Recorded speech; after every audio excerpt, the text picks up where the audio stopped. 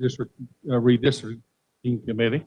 Ty Masterson, who is the vice chair, is unable to attend, and I'll let Representative Croft introduce his committee. Thanks, Senator. I'm Representative Chris Croft. I'm the chairman of the House Committee on Redistricting, and to my right is the vice chair, Representative Brad Ralph, and to his right is the ranking member, Representative Tom Burrows. And then I'd also like to highlight that we have with us today the House Minority Leader, Representative Tom Sawyer. Thank you, sir. In addition, I would like to give Senator Sykes the floor to say a few words. Thank you, Mr. Chairman. I first want to say thank you to Fort Hays for having us and for hosting. Thank you to everyone being out here and joining us.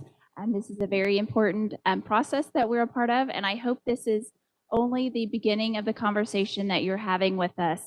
We need your help in developing districts that lead to healthier connections to residents, stronger representation, and better public policy for Kansas. So at the end of the session, my staff has contact information, but this is only the beginning of a process. So we hope that you will engage with us so that we have fair and legal maps. So thank you for joining us. Thank you, Mr. Chairman. Thank you. And thank you to those in the audience and committee members, both here and online, for participating in the process. This listening tour is just one stop in the state's redistricting process with a goal of exceptional transparency and public access. What you have to say is very important to all of us. We are looking forward to becoming more familiar with your communities and hearing what you have to say on things to consider as we are drawing lines on how to improve the process for the benefit of all involved. We had an online sign-up sheet, and we had a sign-up sheet here at this meeting. If you did not get a chance, you will get a chance to sign up so that you can speak in a few minutes. If I in another language, it would ensure the speaker's thoughts are more accurately portrayed. We encourage the speaker to use that language. We will have comments transcribed and translated following today's meeting and provided to the committee members, the legislative body, and the public. We are also using closed caption here in the room and online. This time around, the redistricting is a little more challenging with the delay of the U.S. Census data, but it provides us an opportunity to listen to the public and become more familiar with your communities. Consider when drawing boundary lines and with process. It was announced this Thursday,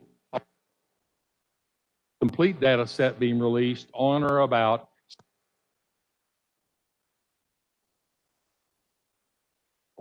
this listening tour, just one step and make a microphone over to Jordan, Search Department, who will provide an overview.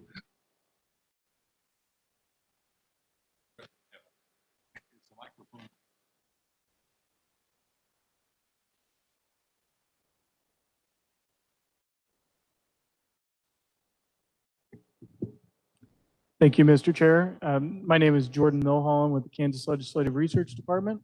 I'm a senior analyst there, and I'm our lead facilitator on the redistricting team. So tonight I'll be going over an overview of the redistricting process and the census process. To start off with the census, some part of the census is constantly happening. Redistricting is part of this cycle. Federal law requires states have the opportunity to participate in census preparations. States are required to participate to get census data for certain areas of the state.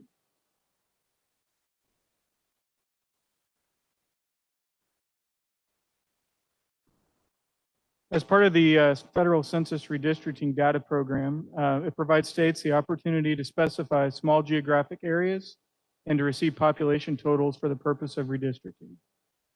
States must participate to receive population data for precincts within the state.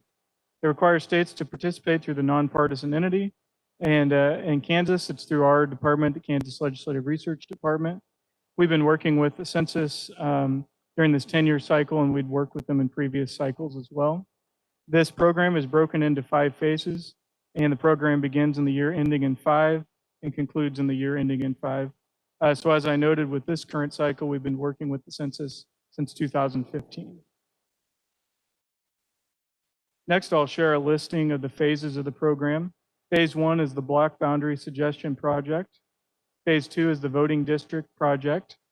And as part of that project, local cities and counties submitted updates to their precincts to be entered in for this next cycle. And then phase 3 is the delivery of census data. And that's currently where we're at. We are waiting that census data. As mentioned previously, we are expecting legacy format files on August 12th this week. Those legacy format files are they are an older sort of file type, and they require a little bit more manipulation to get to the data, so it takes a little bit of processing time to get to that data. But then with the other files that will be released by September 30th, those are a little bit more user-friendly and easier to get to, but it should be the same information in both. Phase 4 is confirmation of congressional and legislative district boundaries. This is after the redistricting process. And then phase 5 is feedback from the census. My next slide's about 2020 apportionment. So earlier this year, we received information from the Census Bureau. The information they provided us was the state population. That was the only number that we were provided. So that total population that will be used for the 2020 redistricting cycle is 2,937,880, and that's a net gain of 84,762 persons. And just a note, Kansas did not gain or lose a congressional seat as part of the apportionment. Next, I'd like to speak about the adjustment. From 1988 to 2019, the Kansas Constitution and the statutes required an adjustment for military personnel and college students. In 2019, the legislature passed a Senate concurrent resolution to remove that adjustment, and then that was later placed on the November 2019 ballot, and that was approved by voters. So that removed the requirement for adjustment for students and military members.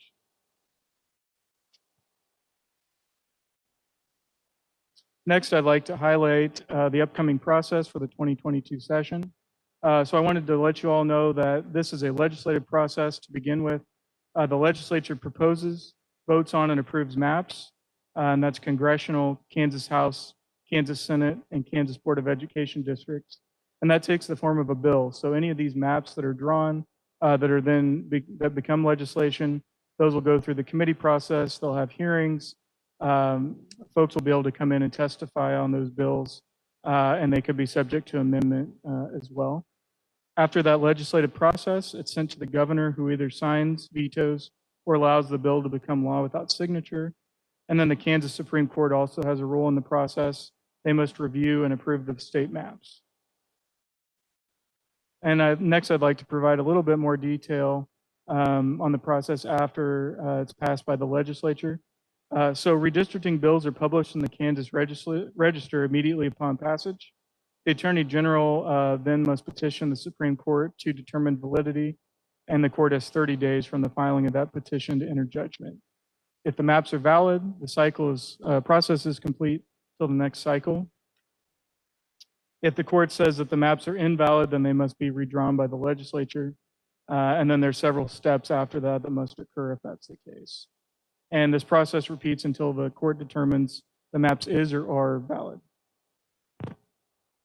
Finally, I'd just like to highlight the KLRD resources that are available for everyone.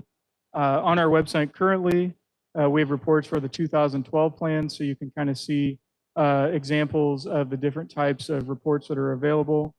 And that's available at our website, ksledgeresearch.org. And then we have a redistricting page you can access from that website. And just to note, similar reports to the ones that are on there are run for each of the proposed plans that are subject to a technical review. So during this upcoming cycle, plans that go through the technical review will have all of these reports listed here as part of that process. And my last slide, we've got contact information for KLRD. So as I highlighted, we have a website that you can visit. If you have questions, please email redistricting@klrd.ks.gov. And then I've also have our staff listings here as well. If you'd like to reach out to any of us individually. Mr. Chairman, I believe that concludes my presentation.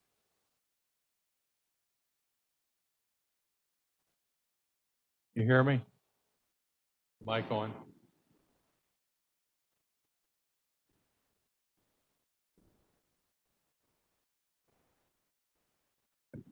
That's not the problem. Okay, now can you hear me better? Thank you, Jordan. Before we go any further, the closed captioning was not functioning early on in his presentation. Would you be so kind as to go over the first two slides again, Jordan? Mr. Chairman, I'd be happy to. Thank you. I'll ask for our staff to cue those slides back up, and then I'll go ahead and begin. Very good. Just a second.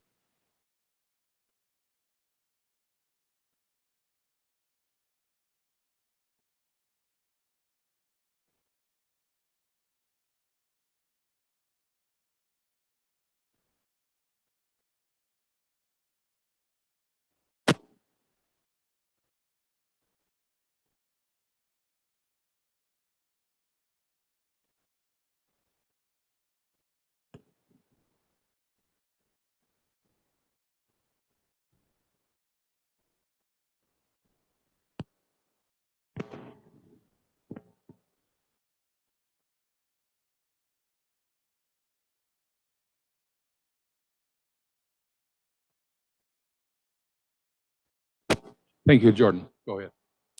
Thank you, Mr. Chair. To cover the census process, so some part of the census is constantly happening, and the redistricting process is part of the cycle. And federal law requires states have the opportunity to participate in this preparation work. And states like Kansas are required to participate to get certain data. And then as part of the redistricting data program, it lets states specify certain small geographic areas, which allows the state to get population for those smaller areas. And the program is broken into 5 phases, which is participate in through a nonpartisan entity. And in Kansas, as I mentioned previously, that's through the Kansas Legislative Research Department. So we've been working with the census for the past several years with this current cycle, as we did in previous cycles as well. And then the final slide I'd like to discuss after the phases of the program, just wanted to go over those apportionment numbers again. So earlier this year, the census released our state total population that was used for the apportionment process to determine congressional seats. They determined that Kansas's total population that will be used for this current cycle is 2,937,880, and that's a gain of 84,762 persons. And as I noted, Kansas did not gain or lose a seat. Thank you, Jordan, for rehashing that. Appreciate it. Thank you, Mr. Chair. We have a number of presenters signed up. We're going to give 7 minutes per speaker.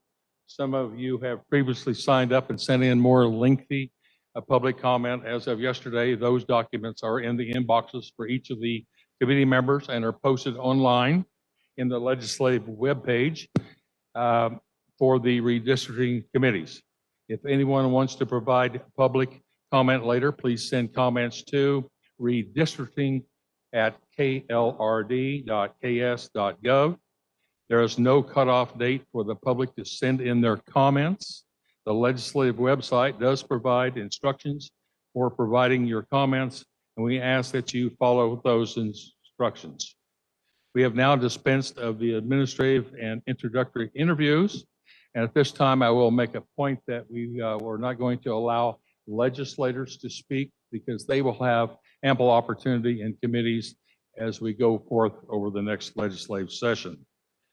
Remember, we are limited to 7 minutes per person. The vice chair will maintain a timer and will indicate with a card their time remaining. The vice chair start with 2 minutes left, 30 seconds. This will give an opportunity to wrap up your thoughts on scheduling. It will necessitate a hard stop. We will not make that happen. So our first speaker is Janice Stice. League of Women Voters of Great Bend.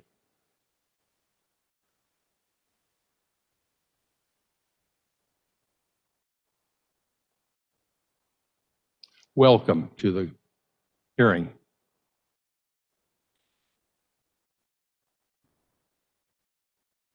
Okay. Okay.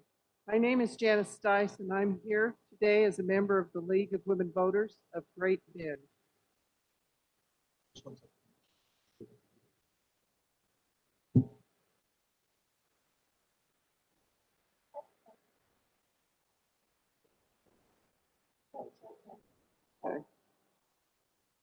Okay, my name is Janice Stice, There you go. and I'm here today as a member of the League of Women Voters of Great Bend. Thank you for providing an opportunity for our community to speak to you this evening on a matter of great importance to all Kansans. I recognize the limited time, so I'll summarize my written testimony. The League is a nonpartisan organization that supports citizen involvement in public policy at all levels of government and has been actively involved in advocating for creation of fair districts in Kansas for many decades. We would like to point out two practices involving the redistricting database that are troublesome from our nonpartisan perspective and in terms of fairness. First, we urge the committees to reject the proposed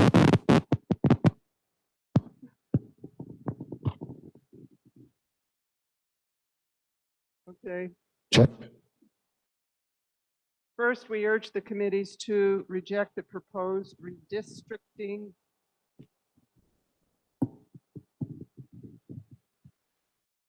Okay. Reject the proposed, is this going to work? Is this, okay. Redistricting guideline addressing contests between incumbents. The guideline appears to protect incumbents, which may lead to unfairness in future elections. Similarly, the committee should see to it that legislators' home addresses are not included in the redistricting database. Second, election results and/or voter registration information should not be included in the redistricting database. The only reason such data should be available to map makers is to allow them to pick and choose safe areas for inclusion in new districts. The League has long held that practices such as these stand in the way of creating fair districts. Finally, I must comment on arrangements for this listening tour. Hearings are important both for legislators who must make decisions and for the public whose voices may be either stifled or amplified by those decisions. The League appreciates the committee's willingness to devote time to listening across the state, but is troubled by the compressed schedule and the very short notice prior to the start of this tour. This situation has made it difficult for ordinary Kansans to prepare and present pertinent information that will help you in your deliberations. The way these hearings have been scheduled is not really a listening tour. Rather, it is only a means of paying lip service and gives the impression you don't really want to hear what your constituents think. Also, no one, including yourselves, has had an opportunity to see detailed census results and identify what changes are required to maintain equality of population in our districts. We ask that you follow up this listening tour with additional well-publicized and widely accessible opportunities for Kansans to participate in this process after the census data are available and prior to the start of the 2022 session. Without detailed 2020 census data, we cannot make suggestions about the composition of fair districts at this time. Additionally, We ask that you please give 2 weeks advance notice of these additional hearings and allow your constituents opportunities to submit virtual testimony. I thank you for your time and attention this evening.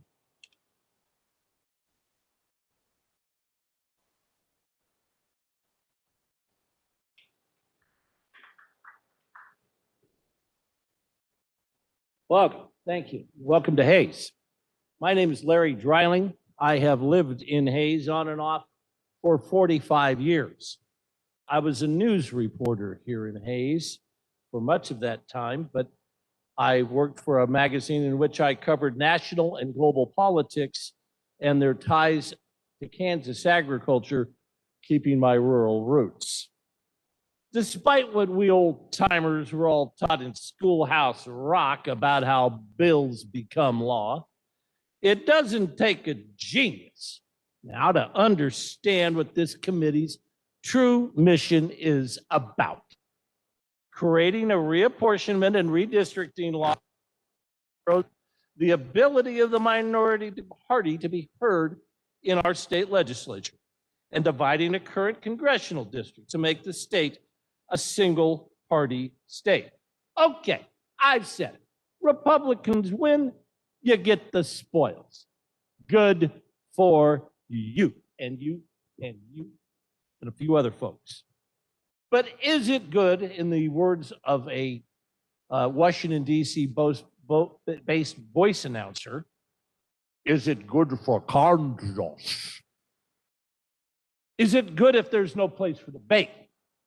Is it good that power be held with a few rather than the many? Sharice David's about as moderate a representative as they come. Scares you that much, Republicans? Scares you that much? Important questions, but do you care? No. You're going to do what you're going to do. I've been covering you arrogant guys, Republican and Democrats alike, for 40 years. I even tried to take one of you off this panel at the last election. So since you won't listen to me and you can really give a damn about what me or anybody else in this room thinks, I'm hoping some media here tonight who will get an independent judiciary. We who do the working and paying and need the folks in the courts to protect us from this arrogance. Because once you finish your job, we're going to have to start ours, petitioning the court to have some of the dumbest ideas that I know are going to be coming around here, as they have for decades. And we all know that they end up in the courts. So let me offer you this very simple idea. Get it right the first time. Get it right the first time. I know you all are just looking here and not looking at me. You take your notes and play with your machines and stuff like that, but listen up a little bit. Let David's have her district. You can even give Rick over here a bigger district out here and let everyone else say they are. They're in there to make it easy for even the elderly Republican folks in the big 5 counties to find their precinct. It's real simple to do the thing, the right thing. It is the simplest thing in the whole wide world to do the right thing. You can save the courts, you can save the court time, you can save yourselves in the state some money, and you can do all of ourselves some aggravation. And who knows, and I'm sad that Senate President Masterson isn't here. He might even gain some friends out of this exercise. Thanks for listening. Thank you, Mr. Dreiling. Are there any other conferees that would like to come forward and say a few words? Yes, please come forward. Give us your name and where you're from. My name is Mark Shockwich. I come from Plainville, Kansas. Initially, I was not going to address the committee here today. I felt that the prior 2 speakers were going to be enough for my opinions, but I feel something's left out. And so this is something that I've hastily prepared, and I hope that you all will pay attention to, because it implicates the status of the health of our government and state level. not to mention the national level. Here, I am struck by the Senator Wilborn's defining this meeting as a listening tour. The word listening is a verb that can be either active or passive.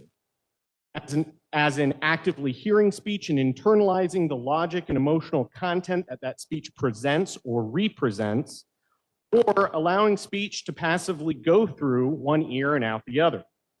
This distinction is important because it determines who can speak and whether or not their speech counts as evidence in making a decision.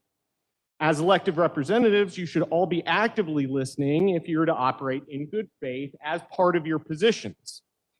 Here, good faith would be following traditional timelines and procedures under normal circumstances, making data available to citizens prior to this tour.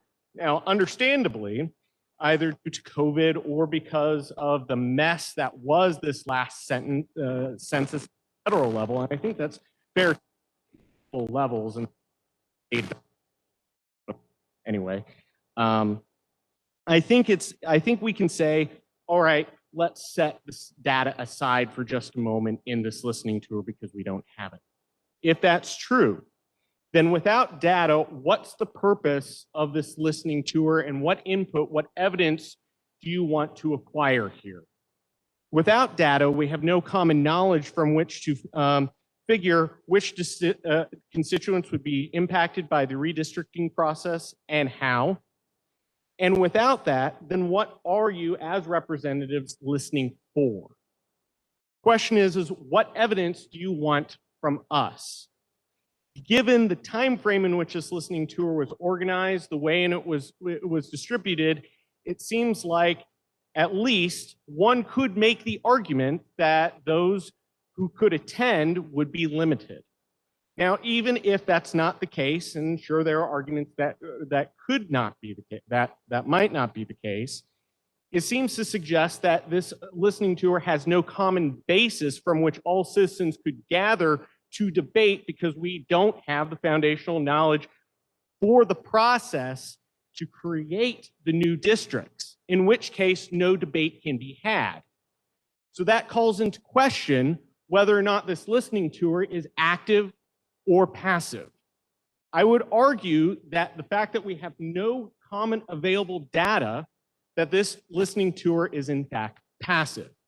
If that's the case, it calls into question the meaning of the word representation, i.e. representative, i.e. you all as elected people elected to represent the interests of your locale, but also representation as a verb, as in representing. And that means you are representing something that is not necessarily reflective of your constituents or of the state in its entirety. It is representative only of a few or of a minority, in which case, I think that suggests that the state of our democracy in this state is not very healthy. And if that's the case, we need to be looking both towards ourselves, but also ourselves as a community to whether or not we have a common basis and a common understanding of what listening is as an active activity, as a community.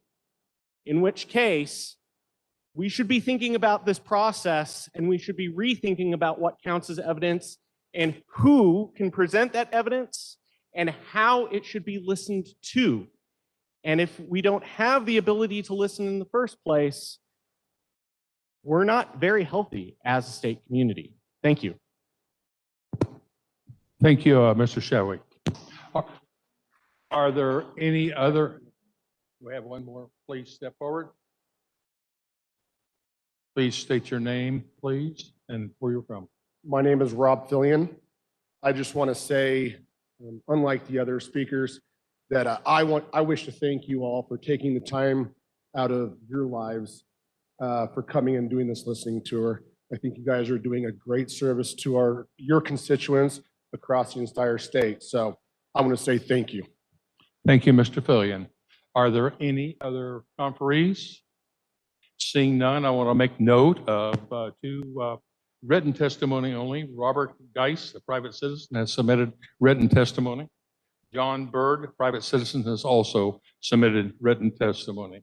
Seeing no other hands, seeing no other conferees, we want to thank you for your input today, helping the legislature and these committees achieve unprecedented transparency and public access. This was the third stop in the 14-stop listening tour. The ones that are coming up, the ones we've had have been Manhattan, Salina, Hayes, Colby, Garden City, Dodge City, Hutchinson, Wichita, Chanute, Pittsburgh, Overland Park, Kansas City, Leavenworth, and Lawrence. This tour and this event is not the only time for input. As mentioned earlier, online submission of comments is welcome, and we will have formal hearings and testimony when we return to the session. We are working through what we'll do officially about the tour and before the next session begins in January. Thank you again. Thank you, Fort Hays State University. Thank you, Hayes America, for being here.